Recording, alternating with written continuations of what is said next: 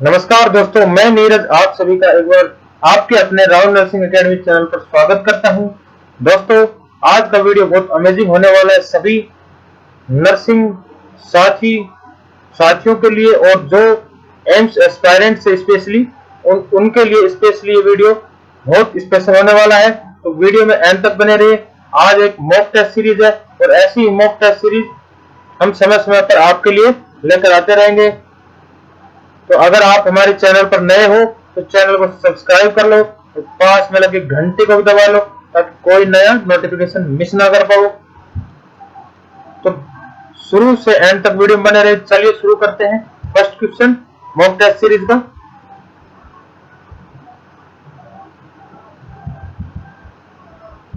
First question है,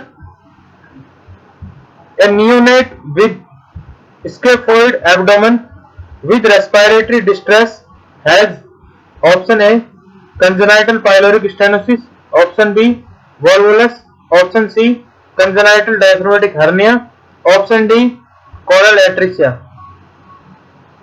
So please guess the answer and the right answer is congenital diaphragmatic hernia. Question number second की तरफ बढ़ते हैं। भाई क्वेश्चन सेकंड की तरफ बढ़ते हैं। वीडियो बहुत अमेजिंग होने वाला है दोस्तों। अपने व्हाट्सएप ग्रुप्स और सोशल ग्रुप्स में वीडियो को ज्यादा से ज्यादा शेयर करो। क्वेश्चन नंबर सेकंड की तरफ बढ़ते हैं।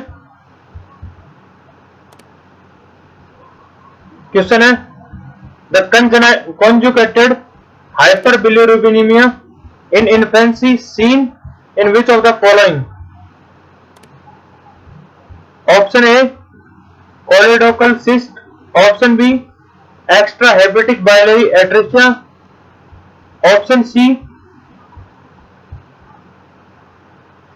Crigler-Najjar disease, option D Gilbert disease. So please guess करें answer and the right answer is choledochal cyst. अगले क्वेश्चन की तरफ बढ़ते हैं। Question number third, very important question, AIIMS oriented question है। The ratio of lung inflation to chest compression in cardiopulmonary resuscitation. एक बार question को ढंग से समझ ले दोस्तों। यहां पे पूछ रहे हैं लंग इन्फ्लेशन का ratio to chest compression in cardiopulmonary resuscitation. Option A 1:5, option B 2:5, option C 1:15 and option D 2:15। So comment करें और वीडियो को लाइक करें। ऐसे ही क्वेश्चन अमेजिंग क्वेश्चन है, आगे आप देखते जाइएगा। वीडियो में एंड तक बने रहे दोस्तों। यहाँ पे आंसर होने वाला है 2:15, बिकॉज यहाँ पे पूछा है ratio of lung inflation to chest compression in CPR lung inflation to chest compression, उसका रेशियो पूछा है। तो यहाँ पे 2:15 होने वाला है राइट आंसर। अगले क्वेश्चन की तरफ बढ़ते हैं। यार चैनल को लाइक और सब्सक्राइब तो कर दो यार। अगला क्वेश्चन की तरफ बढ़ते हैं। Question 4, the late features of kernicterus include all except. Option A hypotonia, option B sensory neural hearing loss, option C choreoathetosis, option D upward gaze palsy. So यहां पे पूछा है लेट फीचर ऑफ कर्निक्टरस, जो कि jaundice की condition होती है। Maximum infectivity जो लेवल होता है उसमें बिलिरुबिन लेवल बहुत हाई पहुंच जाता है। तो यहाँ पे एक्सेप्ट पूछा है, तो राइट आंसर हो जाता है option A hypotonia. Late feature होती है sensorineural hearing loss, choreoathetosis, upward gaze palsy, but hypotonia is not feature of late feature of kernicterus. So A is the right answer. अगले question की तरफ बढ़ते हैं। Question number 5, very important question. Which of the following is the principal mode of heat exchange in infant incubator? Option A radiation, option B evaporation, option C convection, option D conduction. So guess करें answer, and the right answer is convection.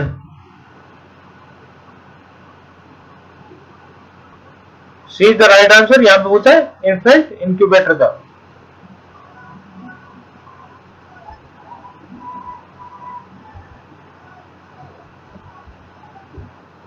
तो भाई यहाँ पे right answer हो जाता है convection. The mode of heat exchange in infant incubator is convection. अगले question तरफ बढ़ते हैं, क्वेश्चन नंबर 6। वीडियो काफी लेंथी हो जाएगा। Next question, question number 6। A full term 80-hour-old newborn baby develops jaundice. What should be the minimum level of serum bilirubin to start phototherapy? भाई AIIMS oriented question है, 3 star देने लायक question है। और आप कमेंट करो, एक 80-hour-old न्यूबॉर्न बेबी है जिसके लिए जॉन्डिस हो जाता है, और मिनिमम लेवल ऑफ बिलिरुबिन क्या होता है जबकि फोटोथेरेपी स्टार्ट कर दे, उसके एक लेवल के बाद, पीक लेवल के बाद। कमेंट करें। तो option A 20 mg%, option B 12.5 mg%, option C 18 mg%, option D 15 mg%। तो यहाँ पर राइट आंसर हो जाता है 20 mg%। गाइस अगर आपने हमारे चैनल को सब्सक्राइब नहीं किया तो प्लीज सब्सक्राइब जरूर कर लें, क्योंकि आगे आगे क्वेश्चन बहुत अमेजिंग होने वाले हैं। और वीडियो में एंड तक बने रहे दोस्तों। Next question, very important question. Which mechanism in phototherapy is chiefly responsible for reduction in serum bilirubin? Option A photo oxidation, option B photo isomerisation, option C structural isomerisation, option D conjugation. तो कौन सी mechanism responsible होती है for reduction in serum bilirubin? तो right answer is option C, structural isomerisation. Question number 8। Again very important question. A transient tachypnea of newborn is commonly seen in which of the following situation? Option A, term delivery requiring forceps.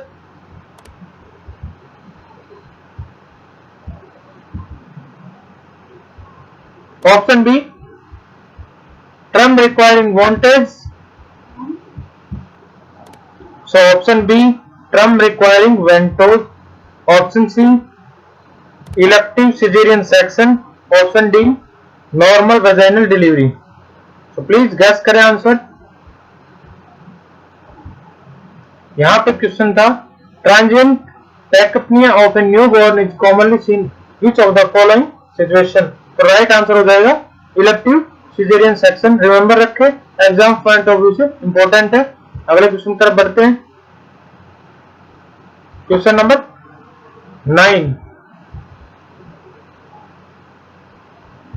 Question number 9. Birth length is double at the age of which of the following? जो birth length है वो double कब होती है? Option A 1 year, option B 2 year, option C 3 year, option D 4 year. तो comment करें और बताएं। And the right answer is option D, The birth length doubles at 4 year। Remember रखें दोस्तों, बहुत इंपॉर्टेंट है एग्जाम पॉइंट ऑफ व्यू से एम्स के लिए। अगले क्वेश्चन तरफ बढ़ते हैं, question number 10।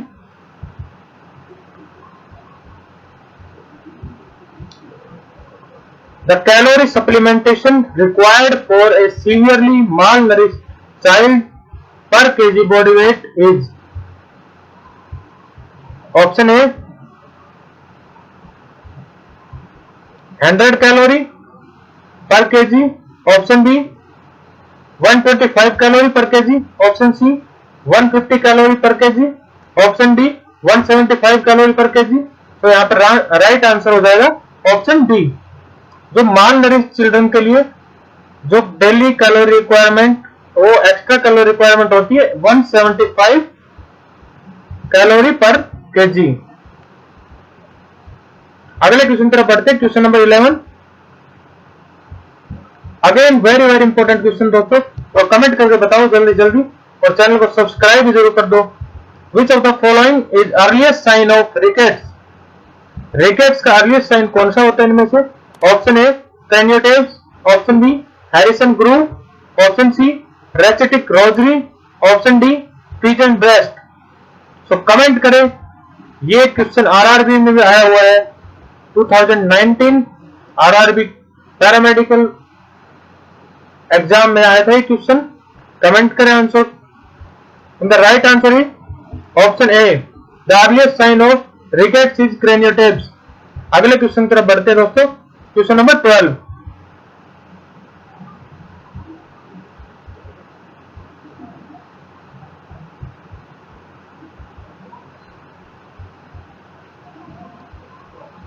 The daily dose of a vitamin A in a 6 to 12 old month child।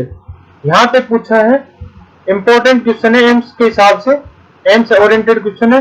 Daily dose of vitamin A in a 6 to 12 month old child। Option A 500 microgram, option B 200 microgram, option C 300 microgram, option D 700 microgram. तो यहाँ पर right answer हो जाएगा option C, daily dose of vitamin A in 6 to 12 month old child is 300 microgram. अगले question की तरफ बढ़ते हैं, question number 13।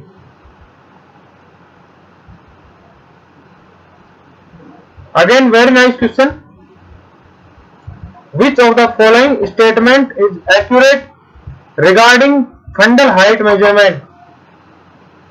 Option A, it is an accurate estimate of gestational age between 20 to 34 weeks. Option B, the maternal bladder should be emptied prior to measurement. Option C,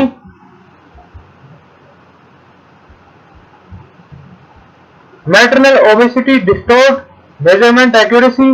Option D, all of the above। तो यहाँ पर right answer हो जाएगा all of the above. एक बार question और देख लीजिए।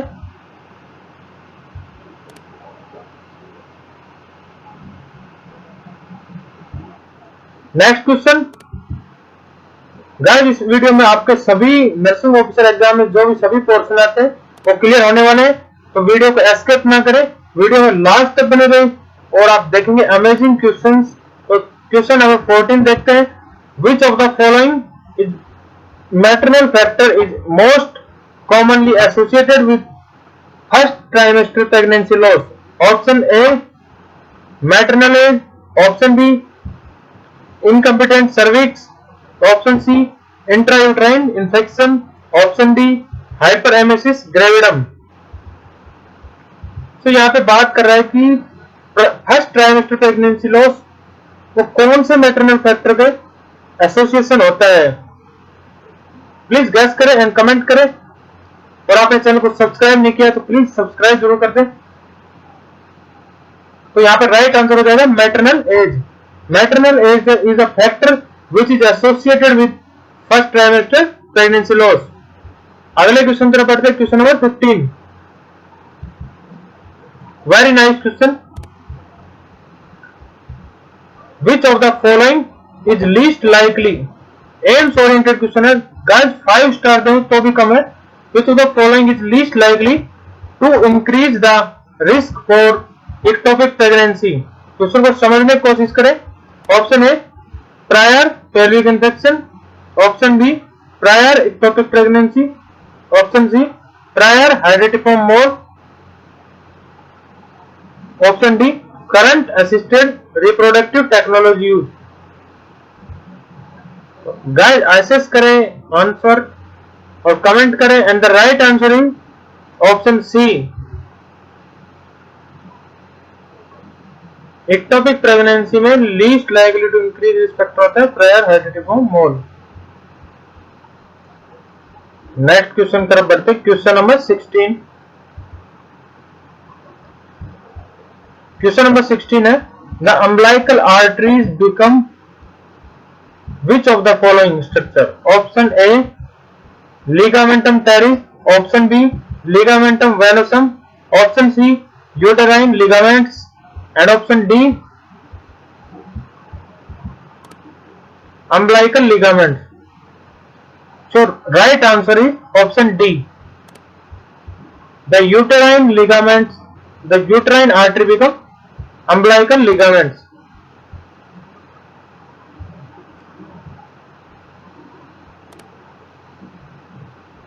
नेक्स्ट क्वेश्चन तरफ बढ़ते हैं। क्वेश्चन नंबर 17 इंपॉर्टेंट क्वेश्चन है, सॉरी रिपीट हो गया। Question number 18,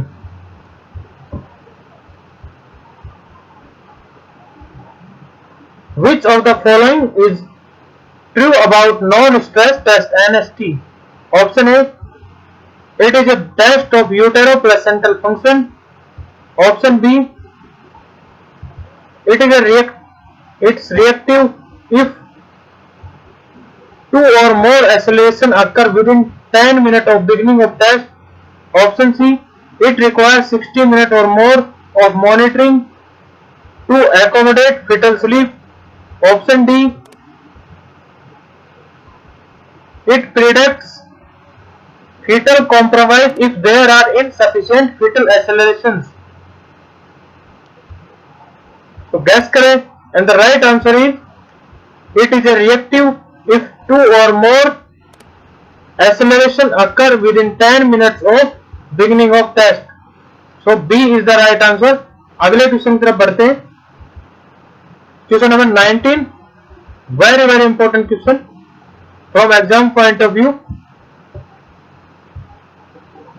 At what level does compression of ureters by gravid uterus occur? Option A, bladder trigone. Option B, pelvic brim. Option C, sacrospinous ligament. Option D, uterovesical junction. So guess कर answer, and the right answer is at the pelvic brim level. Pelvic brim level, the compression of ureters by gravid uterus occur. B is the right answer. Question number 20, which of the following is a physiologic change associated with an intravenous bolus of oxytocin? कौन सा ऐसा physiologic change associated होता है intravenous bolus of oxytocin? Option A, increase BP. Option B, decrease cardiac output. Option C, increase heart rate. Option D, increase body temperature. अगर intravenous bolus देते हैं oxytocin का एक प्रेग्नेंट लेडी को, तो कौन सा फिजियोलॉजिक चेंज देखा जाता है? कमेंट करें आंसर को, अभी लाइव चल रहा है। And the right answer is increase heart rate. C is the right answer. अगर आपने आंसर माना सी तो आप एकदम सही हो। अगले क्वेश्चन की तरफ बढ़ते हैं। क्वेश्चन नंबर 21, इसमें आपके सभी पोर्शन कवर होने वाले including MSN, fundamental, ओबीजी, pharma and community health nursing, सभी सब्जेक्ट क्लियर होने वाले हैं, तो वीडियो में एंड तक बने रहे। Next question, question number 21, during early labour in a breech presentation, very important question, the fetal heart rate should be evaluated by the nurse how often? Very very nice question, 5 star देने लायक question है। तो option A, every 5 minutes. Option B, every 15 minute. Option C, every 30 minute. Option D, continuously. मतलब कि early labour के दौरान breech presentation में early labour में फीटल हार्ट रेट नर्स को कितनी मिनट में एसेस करना चाहिए, हार्ट रेट को, एफएचआर को। ओके, तो गैस करें एंड कमेंट करें, अभी लाइव चल रहा है। And the right answer is option B, every 15 minute में नर्स को एसेस करना चाहिए अर्ली लेबर, जब ब्रीच प्रेजेंटेशन हो उस कंडीशन में अर्ली लेबर के दौरान हर 15 मिनट में नर्स को एसेस करना चाहिए एफएचआर को। अगले क्वेश्चन की तरफ बढ़ते हैं। Question number 22, question from pharmacology, very important question. pseudomembranous colitis is the side effect of which of the following? Option A, vancomycin. Option B, flagyl. Option C, dapsone. And option D, clindamycin. So guess करें answer, and the right answer is D, clindamycin. The pseudomembranous colitis is the side effect of clindamycin. अगले question की तरफ बढ़ते हैं, question number 23.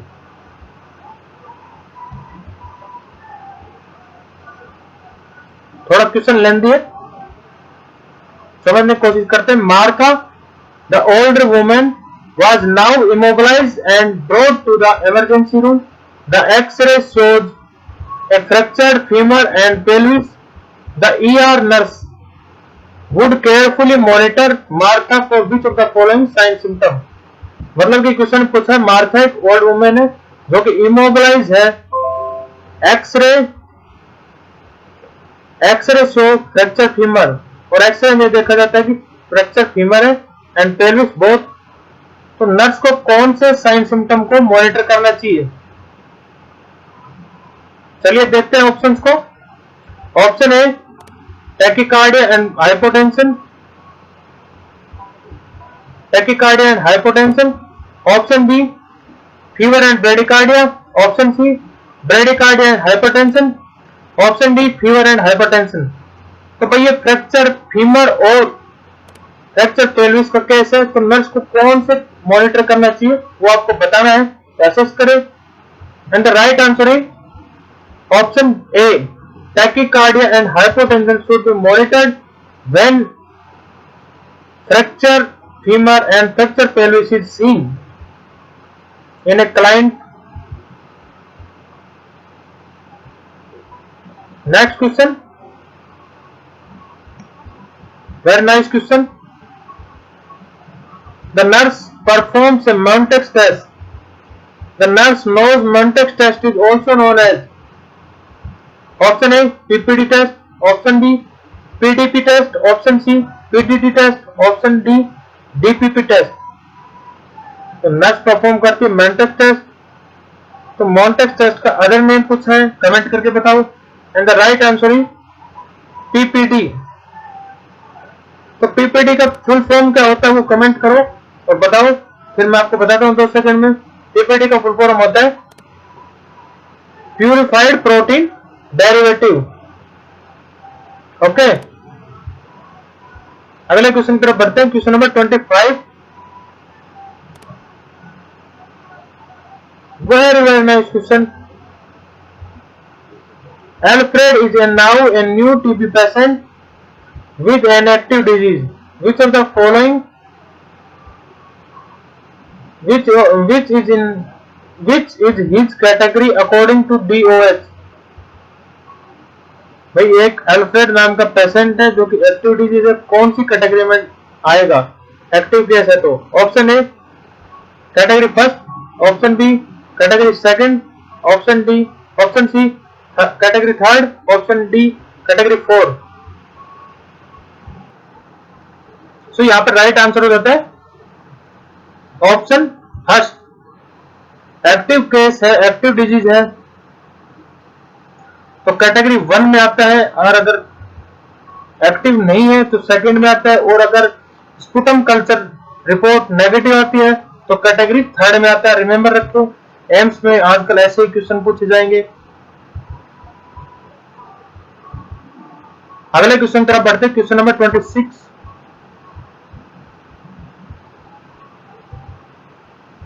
How long is the duration of maintenance phase of his treatment in dose regimen?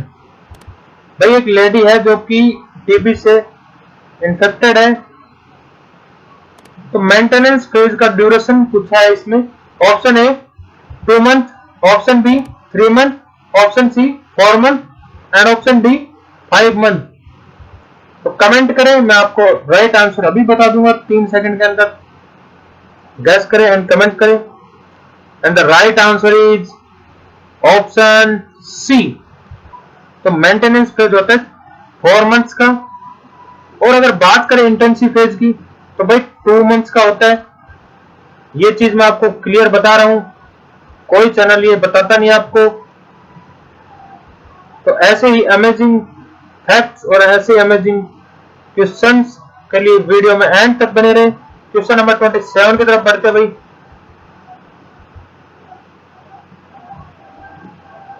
Very nice question. Direct sputum examination and chest x ray of TB symptomatic is in what level of prevention? Very nice question. Direct sputum examination and chest x ray कौन से level of prevention में आते हैं? Option A primary, option B secondary, option C tertiary, option D quarterly. तो comment करें and the right answer is, अगर आपने answer माना बी तो आप एकदम सही हो। अगले क्वेश्चन तरफ बढ़ते हैं। Question number 28।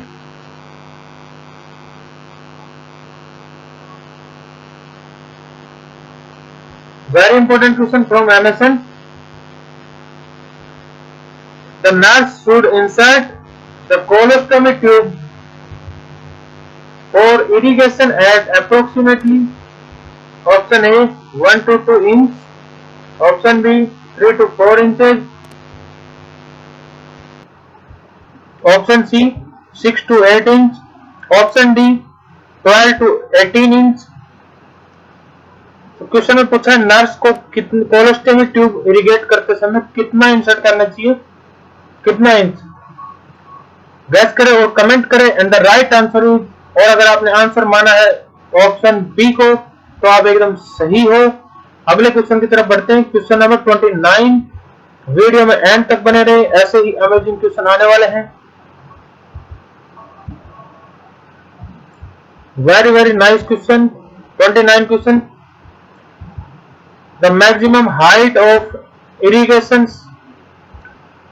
Solution for colostomy should be, option A 5 inches, option B 12 inches, option C 18 inches, option D 24 inches.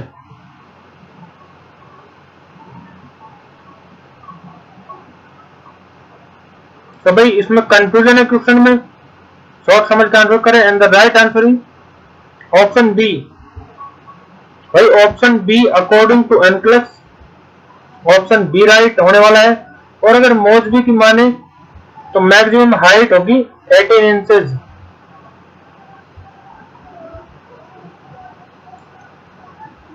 अगर इसमें 18 इंचेज है, 12 इंचेज ऑप्शन नहीं है, एग्जाम में ऐसे आए तो आपको 18 इंचेज करना है। अगले क्वेश्चन तरफ बढ़ते हैं। Question number 30। भाई प्रायोरिटी बेस्ड क्वेश्चन है, बहुत अच्छे क्वेश्चन है। While irrigating the client colostomy Ajay suddenly complained of severe cramping. Initially, the nurse would option A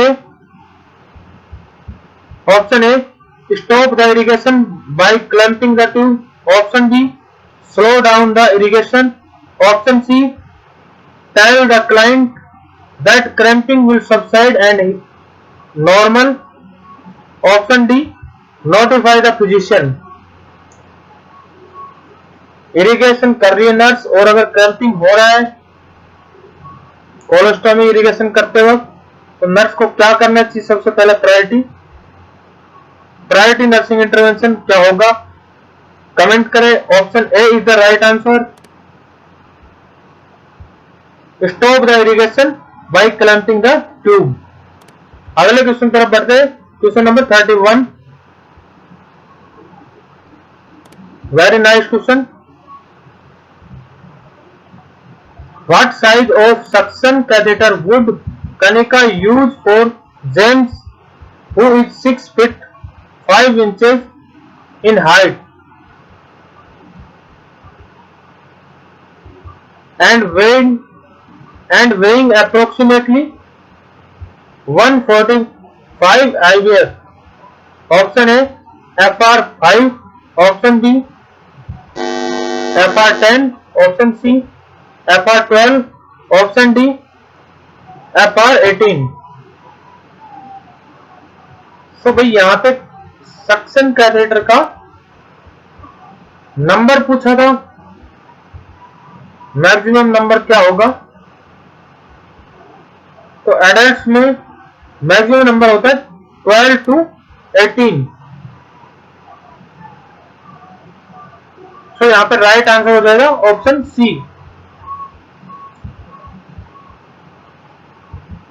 अगले क्वेश्चन तरफ बढ़ते हैं, क्वेश्चन 32। बहुत अच्छा क्वेश्चन है। तो गाइस अभी इमेज बेस्ड क्वेश्चन भी आने वाले हैं, इमेज बेस्ड क्वेश्चन जो कि एम्स में आते हैं, बहुत इंपॉर्टेंट होने वाले हैं। वीडियो में एंड तक बने रहे। Question back 32। The nurse that knew that acute close angle glaucoma is caused by option A sudden blockage of anterior angle by the base of iris, option B obstruction in trabecular meshwork, option C gradual increase of IOP, option D an abrupt rise in IOP from 8 to 15 mm HD। तो भाई यहां पे बात करें close angle glaucoma, nurse close angle glaucoma कैसे होता है वो आपको बताना है। ऑप्शन आपके सामने है, तो राइट आंसर हो जाता है option A. Close angle glaucoma is caused by sudden blockage of anterior angle by the base of the iris. Remember रखिए, बहुत इंपॉर्टेंट है। अगले क्वेश्चन तरफ बढ़ते हैं, question number 33।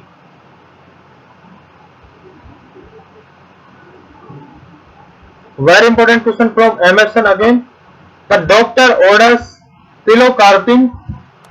The nurse Sheila knows that the action of this drug is to option A contract the ciliary muscle, option B relax the ciliary muscle, option C dilate the pupils, option D decrease production of aqueous humor। सो भाई इसमें question में पूछा है कि pilocarpine drug का action क्या होता है। कमेंट करें, बताएं, मैं आपको 3 सेकंड में इसका आंसर बताता हूं। एग्जाम ओरिएंटेड क्वेश्चन है, एम्स ओरिएंटेड क्वेश्चन भी है, याद रखना।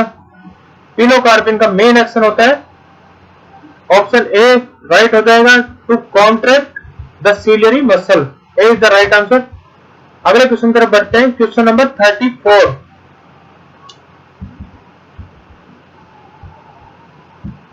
Again very important NCLEX priority based question है, जो कि एम्स में फेवरेट होता है एग्जामिनर का प्रायोरिटी बेस्ड क्वेश्चन। तो क्वेश्चन देखते हैं। When caring for a mister Ravi with glaucoma the Sheela nurse teaches the client to avoid option A watching large screen TV, option B bending at the waist, option C reading books, option D going out in the sun. तो कौन सी activity avoid करने के लिए बोलती है nurse अगर किसी बंदे को ग्लूकोमा हो रखा है?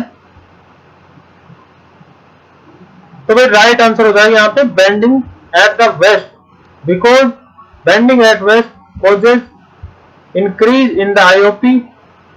सो B is the right answer. अगले क्वेश्चन तरफ बढ़ते हैं, question number 35।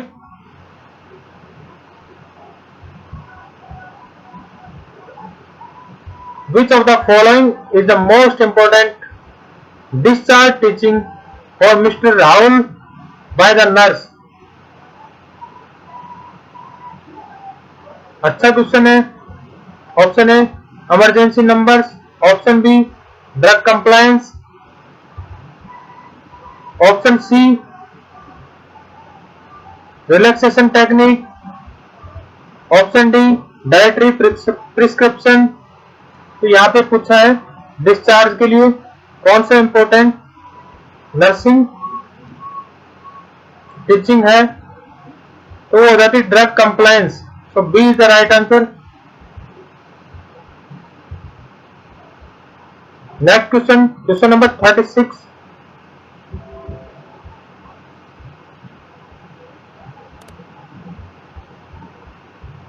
Question number 36. The post-operative care for appendectomy include the following except option A, early ambulation, option B, diet as tolerated after fully conscious, option C,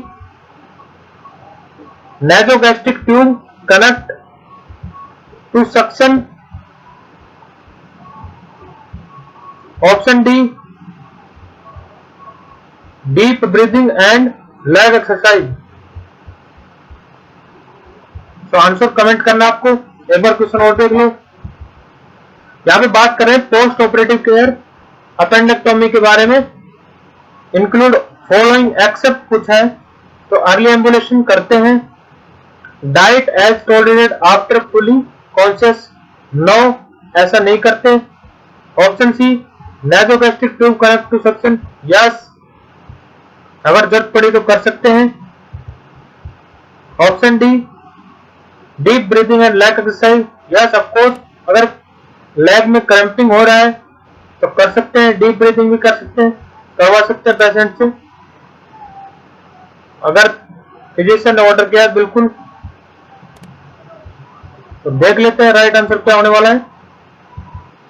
तो यहाँ पे post operative care for appendectomy include all accept, तो right answer हो जाएगा B.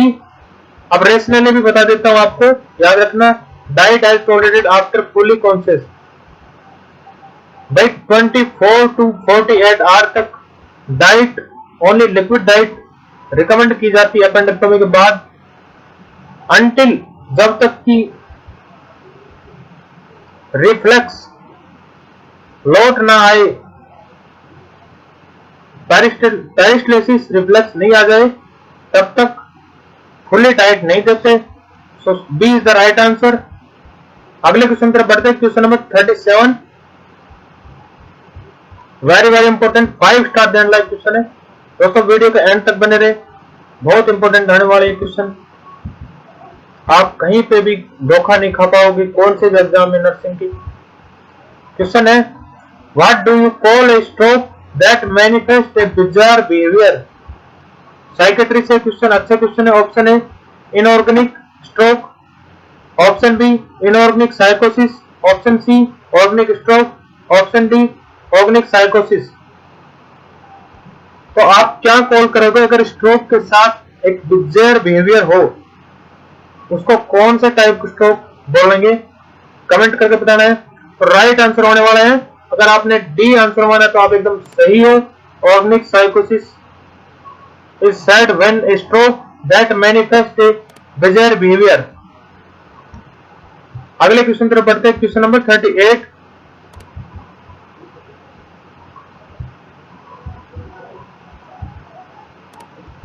when a client has cervical halter traction to immobilize the cervical spine, the counter action is provided by which of the following। अगर किसी बंदे के अंदर किसी बंदे के सर्वाइकल हार्ट ट्रैक्शन हो रखा है इमोबिलाइज करने के लिए सर्वाइकल स्पाइन को, तो कौन सा काउंटर एक्शन प्रोवाइड किया जाता है इनमें से आपको बताना है। So option A elevating the foot of the bed, option B elevating the head of the bed, option C application of pelvic girdle, option D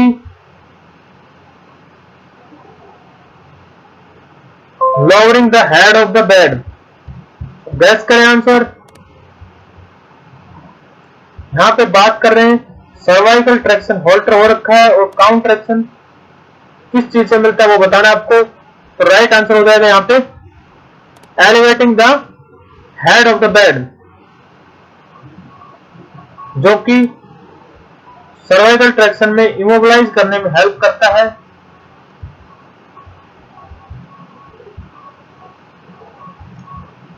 अगले क्वेश्चन की तरफ बढ़ते हैं। Question number 39 very nice question, AIIMS oriented question है, video में and तक बने रहे दोस्तों। विच of the following would the nurse assess in a client with an intracapsular hip fracture? Option A, internal rotation. Option B, muscle flaccidity. Option C, shortening of affected leg. Option D, absence of pain. The fracture area. So यहाँ पे question में पूछा है अगर intracapsular hip fracture है किसी client के तो नर्स क्या असेस करेगी वो आपको बताना है, तो कमेंट करें। And the right answer is option C, the shortening of affected leg is assessed by the nurse when a client with intracapsular fracture comes in hospital. See the right answer. अगले question तरफ बढ़ते हैं। Next question question number 40 बहुत important है, 5 star देने लायक है, देख लेते हैं। Question number 40, a client with fracture develops compartment syndrome. When caring for the client, the nurse would be alert for which of the following sign of possible organ failure? बहुत important question है, NCLEX based priority based question है और AIIMS का तो ऐसे ही question आते हैं। तो देखते हैं ऑप्शंस।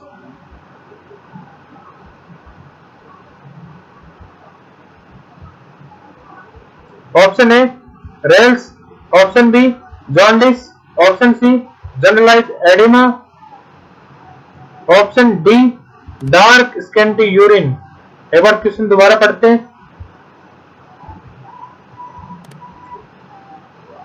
फ्रैक्चर केस है, विद कंपार्टमेंट सिंड्रोम है, नर्स कौन से साइन का अलर्ट रहेगी इनमें से कौन से साइन सिम्टम के लिए जो कि ऑर्गन फेलियर को इंडिकेट करता है?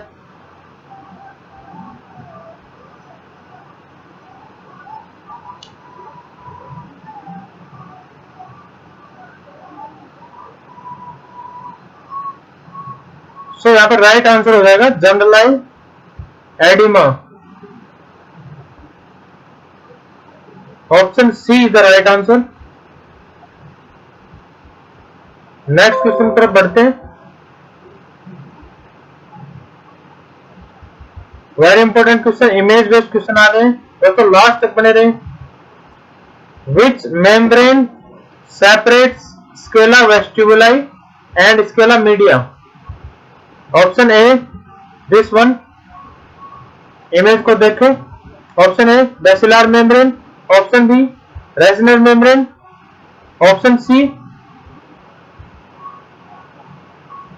Tectorial membrane, option D Shrapnell membrane. तो क्वेश्चन में पूछा था कि भाई कौन सी मेम्ब्रेन इसमें से जो कि सेपरेट करती है Scala vestibuli and scala media को, गैस करें, कमेंट करें। And the right answer is resinous membrane. Question number 42 की तरफ बढ़ते हैं। बहुत इंपॉर्टेंट होने वाले इमेज बेस्ड क्वेश्चन और एंड तक बने रहे all AIIMS aspirants. Question number 42, the procedure being performed is, कौन सा प्रोसीजर परफॉर्म किया गया है? इमेज को देखकर बताएं। And the right answer, sorry, option A applanation tonometry, option B sutures, option C pachymetry, option D specular microscopy. Question है ophthalmology से, कमेंट करें। And the right answer is, यहां पे ये प्रोसीजर इमेज है किसका? Applanation tonometry. So A is the right answer. अगले question की तरफ बढ़ते हैं। Question number 43,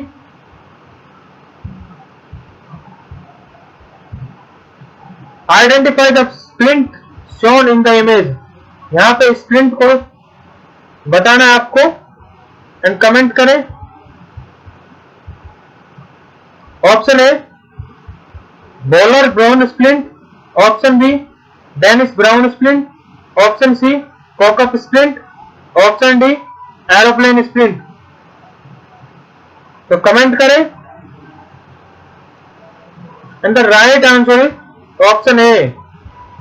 This is the image of bowler Braun Sprint. भाई आप में से ऐसा कोई है जो कमेंट करके बताए बॉलर ब्रॉन स्प्रिंट कब यूज करते हैं? तो बॉलर ब्रॉन स्प्रिंट आप बताइए कमेंट करके, मैं आपको 3 सेकंड के अंदर बताऊंगा। तो भाई बॉलर ब्रॉन स्प्रिंट करते हैं लोअर लिम्ब फ्रैक्चर के केस में। अगले क्वेश्चन की तरफ बढ़ते हैं। Question number 44, the image shown presence of which of the following. Image shows presence of which of the following. Option देखते हैं।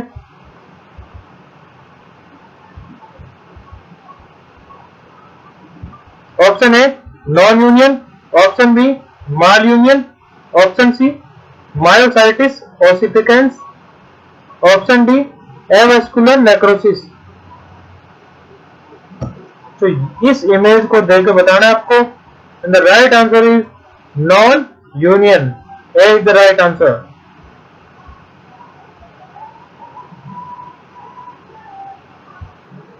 So the right answer is option A. This is the picture of mall union, sorry non union. ये non union का picture है जो कि fracture का type है। अगले क्वेश्चन तरफ बढ़ते हैं। दोस्तों अभी तक आपने हमारे चैनल को सब्सक्राइब नहीं किया, प्लीज सब्सक्राइब जरूर कर लें।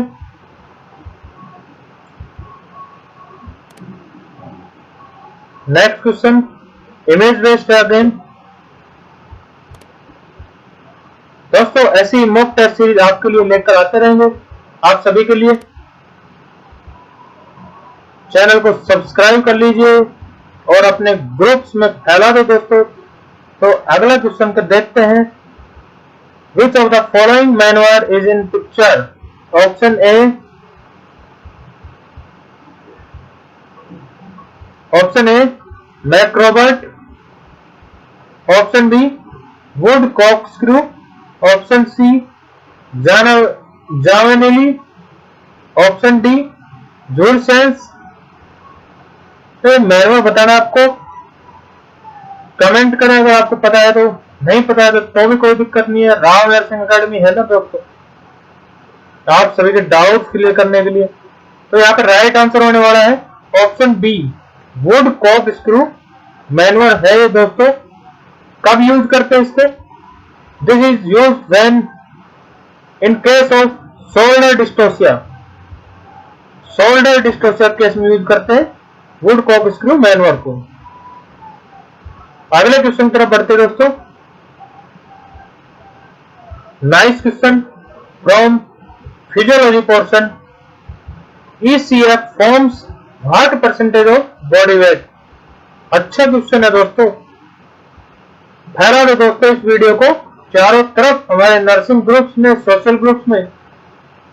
तो यहाँ पे क्वेश्चन में पूछा दोस्तों ECF form what percentage of body weight. Option A 10%, option B 20%, option C 25% and option D 30%।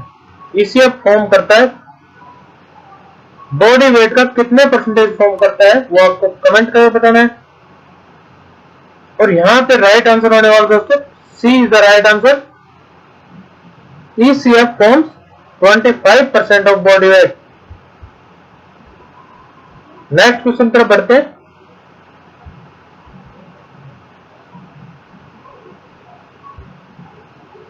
Again very nice question. Occlusion of common carotid artery on both sides leads to which of the following? Option A increase in heart rate and BP. So option B increase in BP and decrease in heart rate. Option C decrease in heart rate and BP. Option D no effect on BP and heart rate. तो gas करो। Question में पूछा है occlusion of common carotid artery both side में क्या cause कर सकती है, वो आपको बताना है।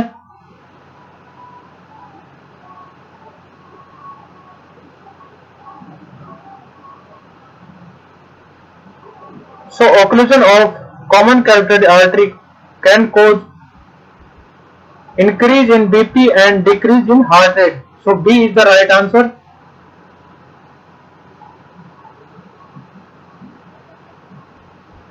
अगले क्वेश्चन की तरफ बढ़ते हैं। Question number 48, very important AIIMS oriented question है दोस्तों। Pressure on carotid sinus can cause which of the following? Option A hyperpnoea, option B reflex bradycardia, option C dyspnoea, option D sorry option C tachycardia, option D dyspnoea. तो क्वेश्चन देख लो एक बार दोस्तों वापस से। Pressure on carotid sinus can cause, क्या कॉज कर सकता है वो आपको बताना है। तो राइट आंसर हो जाएगा यहाँ पे reflex bradycardia, B is the right answer. अगले क्वेश्चन तरफ बढ़ते दोस्तों। Question number 49, very important question from exam point of view. दोस्तों चैनल को सब्सक्राइब जरूर कर लो यार, क्योंकि आज ही नहीं, हम ऐसी ही test series, mock test series लेके आते रहेंगे टाइम टू टाइम, और अपने ग्रुप्स में भी शेयर कर दो और पास में लगे बेल आइकन को भी दबा दो। 49 क्वेश्चन देखते हैं दोस्तों। Carotids body receptor is most sensitive to which of the following? Option A mean blood pressure, option B diastolic blood pressure, option C systolic blood pressure, option D pulse pressure. Sorry. So carotid body baroreceptor most sensitive, कौन से इनमें से कौन से जो होता है वो आपको बताना है। तो राइट आंसर हो जाएगा pulse pressure. Carotid body baroreceptor is most sensitive to pulse pressure, D is the right answer.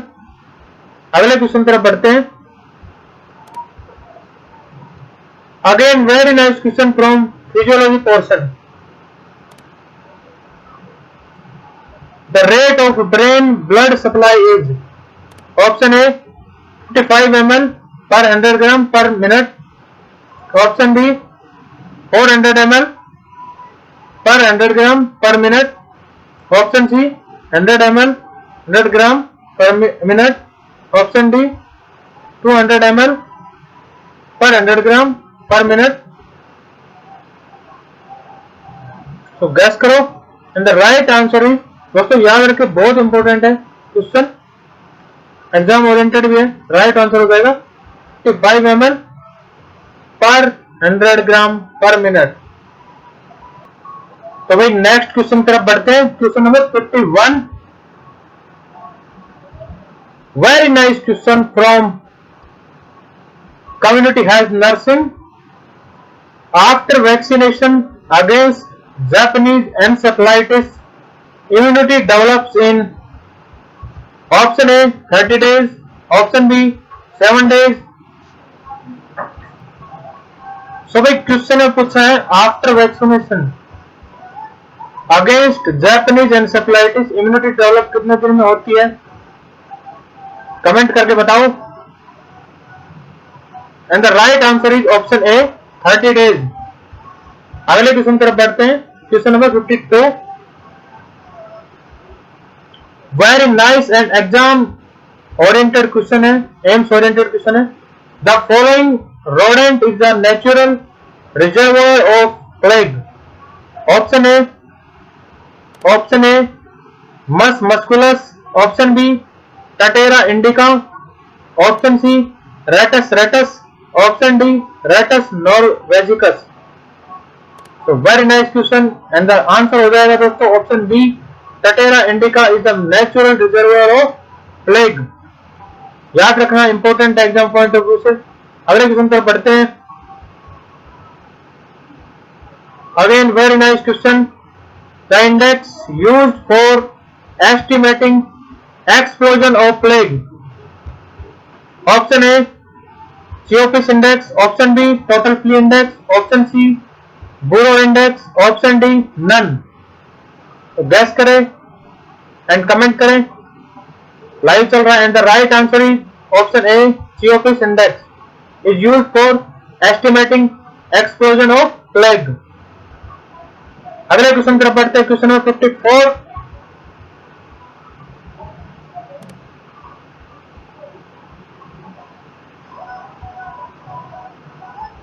Very nice question. Question number 54.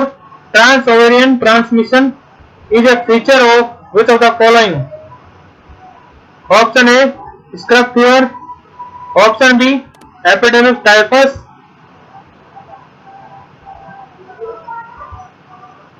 Option C, endemic typhus. Option D, trans fever. तो यहाँ पे पूछा है trans ovarian transmission इनमें से कौन सा में होता है, कौन सी डिजीज कंडीशन? तो गैस करें एंड कमेंट करें। और अगर आपने गैस किया है ऑप्शन बी को तो आप एकदम सही हो, epidemic typhus. In epidemic typhus the transovarian transmission is seen. अगले क्वेश्चन की तरफ बढ़ते हैं।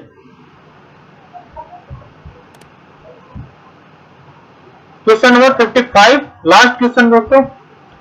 The following test is not used for diagnosis of leprosy. Option A, lepromin test. Option B, slit skin smear test. Option C, fine needle aspiration cytology. Option D, skin biopsy. इनमें से कौन सा test है जो कि leprosy diagnosis के लिए use नहीं करते हैं? अच्छा क्वेश्चन है, एम्स ओरिएंटेड क्वेश्चन है, कंफ्यूजिंग भी है। तो यहाँ पे राइट आंसर आपको कमेंट करके बताना है और यहाँ राइट आंसर हो जाएगा ऑप्शन ए।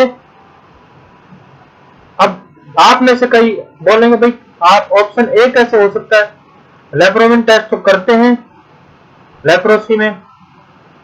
तो मैं आपको ये बात क्लियर कर देता हूं, लेप्रोमिन टेस्ट डायग्नोसिस के लिए यूज नहीं होता, वो यूज होता है ओनली प्रोग्नोसिस के लिए।